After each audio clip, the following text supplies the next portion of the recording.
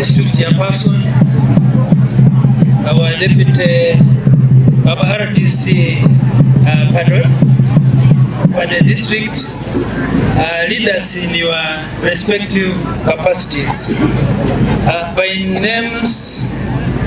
name is Colonel David Opero, the Deputy Division Commander. I know there are some few people I'm interacting with for the first time, so I thought it was important to bring that again. Yes, I thank you very much for this opportunity. It's important we're here again assembling to honor our youth on this International Youth Day. I don't wish at all to go into the background of the International Youth Day because I strongly believe we all know it. And if there are youths who don't know it, then I just wish to tell you that you are supposed to know it. Then take trouble to know how does the International Youth Day come about and what does it signify. Here I'm standing wearing three hats. One, the hat of a security officer, the hat of an elder, a parent that is, and the hat of a person of Acholi, who in that case is a parent. What do we have to tell ourselves about youth? Three things.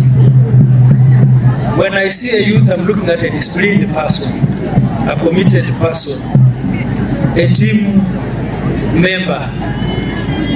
It was represented here by a series of plays. No single person came here. They came in teams. That means we need each other in the work we do.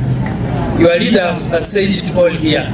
In all the programs he was talking about, there's no program that was taking one person. It was always taking teams. Not so.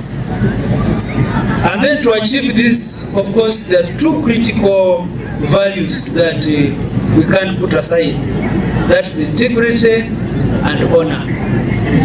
For all this to stand, those two have to come up very much. And this is not possible to develop when we don't look at things like education. Without education, we can't get anywhere. So embrace education, seek knowledge, seek to improve yourself. The world is moving very fast. You graduated like 5 years ago. You stand or risk to become irrelevant if you don't improve yourself. That's the truth about it. It's so painful, but that is what it is. Wearing my hat now as a security officer, I wish to tell ourselves that one area that we need to improve upon is to take our children to school, children at home. I move around in the villages here. On school days, children at home. Now, if children are not going to school, what quality of youth are we going to be having? Where are we going to drive them to? That one is a wake-up call to all of us. And school also counts on many things. First of all, families that have got children who are educated is respected. You can't get an errant youth going to impregnate a girl in a family of educated people. Can that happen? He knows very well there is danger in it. He can't risk. So let us take our children to school. And again, one area that I uphold our leaders from this area. Uphold our leaders from this region is the aspect of land. I'm talking of land because the Teso community where I come from, I think we have failed on that one. Because we have always been in a hurry to parcel out the land, and each one receives a piece and sells it off, and he remains helpless. Here in northern Uganda, I've seen in many areas an individual youth doesn't have the powers to go and sell land. I believe we need to uphold ourselves as elders and leaders to maintain that one. And And then early marriage. Early marriage is still a big problem here. A girl or a child carrying another child, and we have no problem with it. That one will keep us lagging behind. And parents are the ones supporting this. Some person comes around calling himself a Mugo to be, and we also accept Mugo sit here. He brings 300,000 shillings and we receive it. If we don't stand firm, people are going to abuse our children, and we are going to have and continue having very low quality youths that can't propel this area to greater heights as we wish. Culture here speaks it all. The strokes of unity, we saw it being displayed here. Respect, working together.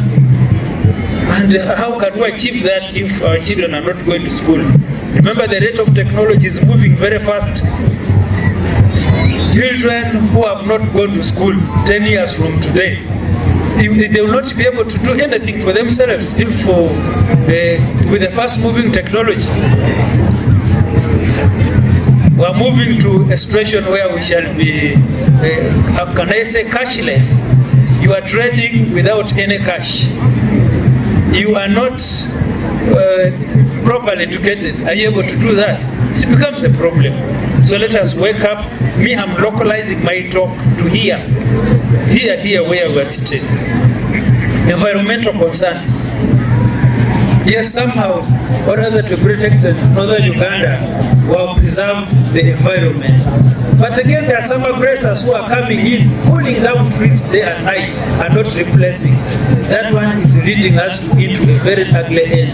And as a security officer, I think that is an area that we need to get into. Yes, people have got a plan say over it, saying that issues of climate change will creep in and all that.